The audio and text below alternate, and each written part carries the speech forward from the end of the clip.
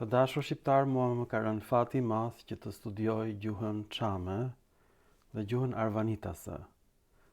Dhe në gjuhën çame dhe në gjuhën arvanitase, ishullit I thon nisi.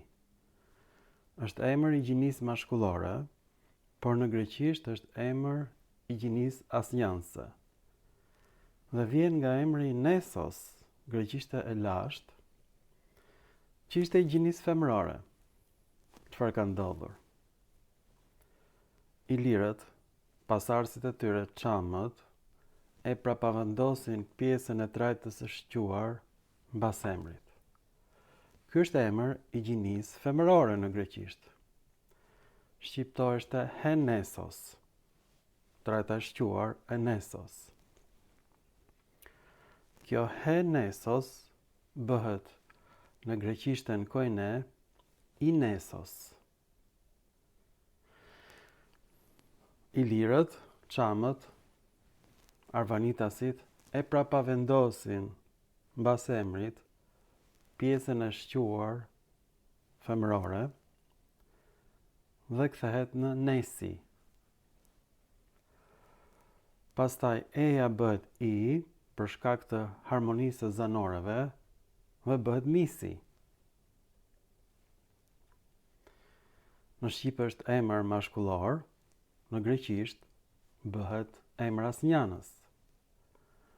Autorët grek të Bizantit mendojnë se kjo fjalë është krijuar nga një formë përkëdhelëse nision, që nuk është gjetur gjikundi. Dhe kështu e shpjegojnë në fjalorët e tyre. Dhe ata nuk e dinë që janë pikërisht pasardhësit e ilirëve që I prapavendosin pjesëzat e trajtës së shquar. Pra, forma femërore I Nesos rrëzon trajtën tradicionale os të greqishtes dhe mbetet I, nisi. Grekët këtë se kuptojnë. Krijohet gramatika e greqishtes moderne dhe rikrijohet një formë përkëdhelëse nesion që nuk ekziston. Pra grekët përjashtojnë mundësinë e ndikimit të ilirishtes mbi greqishten e re. Por ne këtë kemi vënë re në të gjithë emrat e gjuhës çame dhe arvanitase. Emrat e gjuhës çame dhe arvanitase pasqyrojnë të gjitha ndryshimet fonetike që kanë ndodhur në greqishten koine. Këto ndryshime nuk do kishin ndodhur pa praninë e arvanitasve në Greqi, gjatë gjithë historisë së Greqisë. Jo vetëm kaq, por arvanitasit kanë dhe fjalën sinisos, do thot gadishull. Vjen nga forma greke sin, e shkurtuar në si, do thot bashk. Bashk me ishullin. Kjo nuk është në greqisht. Gjuha arvanitase ka marrë elemente të gjuhës greke dhe ka krijuar fjalën gadishull, e cila nuk ekziston në gjuhën greke. Kjo tregon që gjuha arvanitase ka qenë në Greqi gjatë gjithë kohës.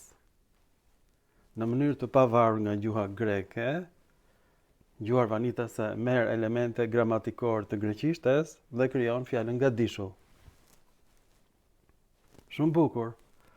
Grekët përzën arvanitasit në shekullin e 15 për në Itali. Dhe lind kombi arbëresh, I cili është shumë I hidhëruar me këtë mëndzyrë, pastrim etnik, I vetmi në llojin e tij në Europë. Ky është pastrimi I parë etnik I Europës, përzënia e arvanitasve. Arbëreshët të hidhëruar e heqin fjalën greke nisi, ishull dhe sinisi, formë e arbërishtes, gadishull, por jo në greqisht.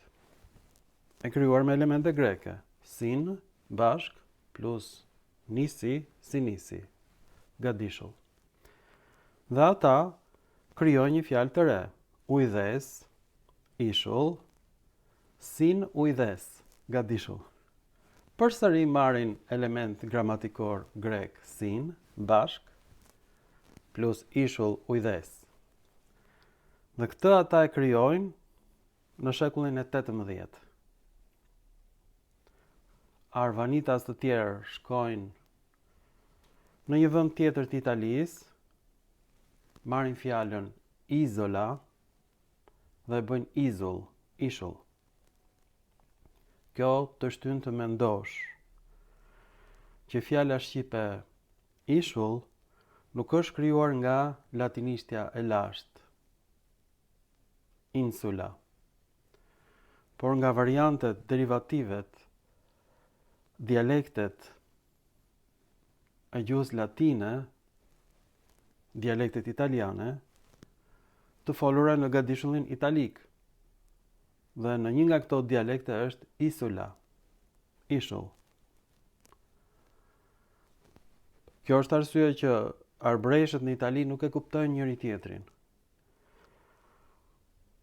Pra, disa arbresh shpikin fjalën ujdes, heqin fjalën nisi, disa arbresh marrin nga italishtja izola e bëjnë izull, arbresh të tjerë marrin një dialekt tjetër në veri të Italisë, isula dhe e bëjnë ishull.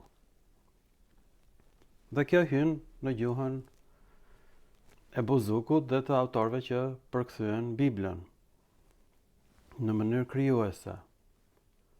Ndërkohë që çamët edhe sot të kësaj dite i thonë nisi ishullit dhe sinisi gadishullit. Gazeta Bashkimi në shekullin e 20 krijon fjalën gadishull nga fjala slave gadi, në slavisht do thot gotove, gati. E kemi marrë nga serbët në këtë fjalë. Dhe bashkon me fjalën nga latinishtja insula dhe krijon fjalën gadishull. Pastaj, serbët thonë që shqiptarët nuk janë autoktonë sepse nuk kanë gjuhën e Bregdetit. As arvanitasit nuk e kanë pra gjuhën e Bregdetit, sepse hoqën fjalën greke, nisi, ishull, sinisi, gadishull, e cila ka mbetur në sin ujdes. Gadishull nga neologjizmi ujdes. Këtë neologjizëm e ka shpikur Zef Skyroj. Por prap forma gramatikore është greke, sin ujdes. Pra serbët, duke shfrytzuar faktin që ne hoqëm fjalën greke origjinale dhe vum fjalën slave, gad, do të thënë pothuajse ishull, përkthim nga latinishtja ose kalk quhet kjo në gjuhësi, përkthim fjalë për fjalë, pa në insula, gati si ishull. Pra pa e ditur, gazetarët e gazetës Bashkimi janë sjell një lloj si moderatorët e sotëm, që po shtrëmbrojnë gjuhën shqipe, dhe është e pakuptueshme gjuha juaj në Shqipëri për refugjatët që ikën nga Shqipëria në vitet 90. Nuk kuptojnë asnjë fjalë nga ajo që thoni ju në televizionet tuaja private. Sepse ju keni futur fjalë nga anglishtja në Shqip. Dhe kur moderatorja e fryrë me botox thot na suspendove, nga fjala suspend në anglisht, lënë pritje, shqiptarët nuk e kuptojnë. Neve që kemi lënë atë dheun. Ne e kuptojmë, por na vjen të vështirë. Pra, mbas 100 vjetësh, gjuha shqipe do prishet kaq shumë nga moderatorët shqiptar, sa që do bëhet e pakuptueshme për ata që lanë Shqipërinë në vitet 90. Do bëhet gjuhë tjetër e prishur fare. Pra ne vetë kemi majmunizuar gjuhën shqipe dhe vetë shqiptarët janë bërë rrezik për Shqipërinë. Sepse ata donën t'i hiqnin fjalën greke që është edhe mallkim edhe bajkim. Mallkim në kuptimin që është greke, nuk është shqiptare, por bajkim sepse ndryshimet e kësaj fjale në greqisht përkojnë me praninë e arvanitasve në Greqi, plus emrat neutral në greqisht janë emra mashkullor në shqip. Por pas ka ndodhur kjo, pjesa e trajtës së shquar femërore është prapavendosur emrit nga arvanitasit. Dhe I Nesos u shkurtua në Nisi, u prapavendos kjo formë e trajtës së shquar mbas emrit. Grekërve kjo ju duket sikur është krijuar nga një formë imagjinare nesion, që s'është gjetur në asnjë dokument grek. Atyre s'u shkonte në mendje që arvanitasit formën femërore e kanë prapavendosur mbas emrit.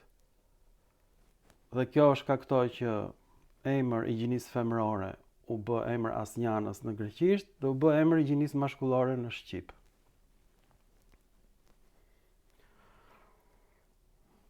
U kënaqë tani. Dhe çfarë ndodh?